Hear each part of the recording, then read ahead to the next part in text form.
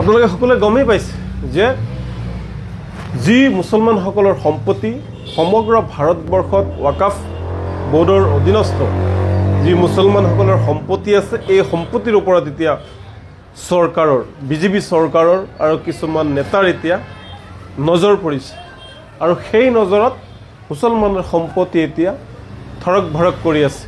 কোনোবা দিনা বিজেপি চৰকাৰে এই মুছলমানসকলৰ সম্পত্তি হজম কৰি দিয়ে, গিলি দিয়ে, তাৰ কোনো ঠিক নাই। তো যাৰ কাৰণে আমি এতিয়া আন্দোলন ঘোষণা কৰিছোঁ।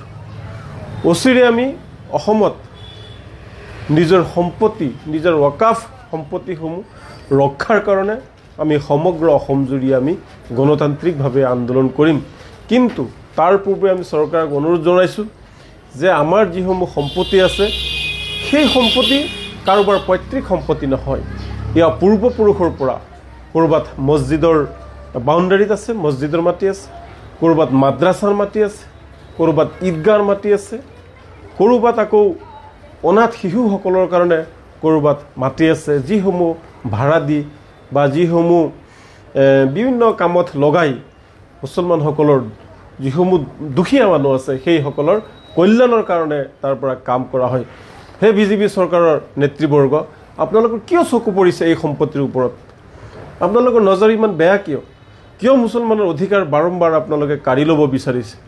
আজি পবিত্ৰ ঈদৰ দিনা নামাজ পঢ়ি আজি আমি কৈছোঁ আমাৰ সম্পত্তিৰ ওপৰত যদি আপোনালোকে নজৰ দিয়ে ওপৰ আল্লাই কিন্তু আপোনালোকক সদায় নেৰে।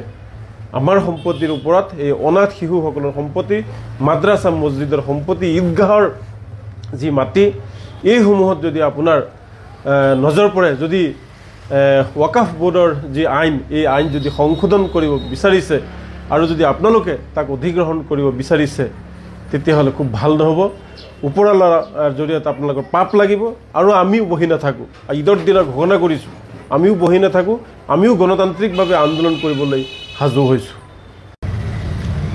আপোনালোকে সকলোৱে গমেই পাইছে যে যি মুছলমানসকলৰ সম্পত্তি সমগ্ৰ ভাৰতবৰ্ষত ৱাকাফ বোৰ্ডৰ অধীনস্থ যি মুছলমানসকলৰ সম্পত্তি আছে এই সম্পত্তিৰ ওপৰত এতিয়া চৰকাৰৰ বিজেপি চৰকাৰৰ আৰু কিছুমান নেতাৰ এতিয়া নজৰ পৰিছে আৰু সেই নজৰত মুছলমানৰ সম্পত্তি এতিয়া থৰক ভৰক কৰি আছে।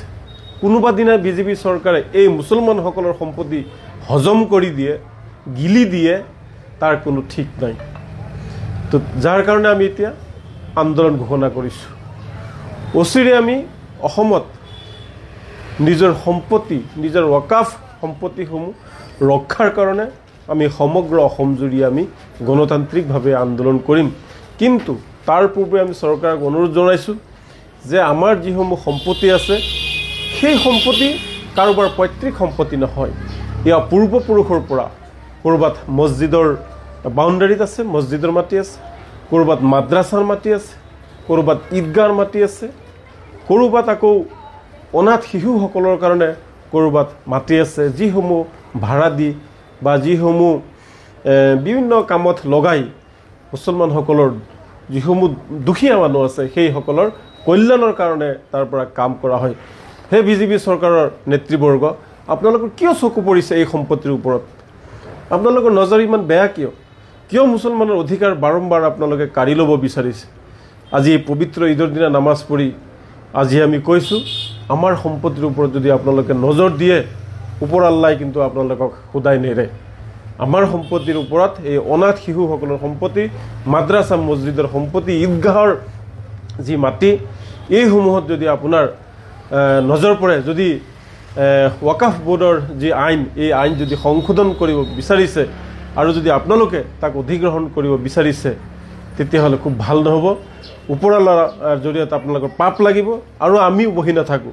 ঈদৰ দিনা ঘোষণা কৰিছোঁ আমিও বহি নাথাকোঁ, আমিও গণতান্ত্ৰিকভাৱে আন্দোলন কৰিবলৈ সাজু হৈছোঁ।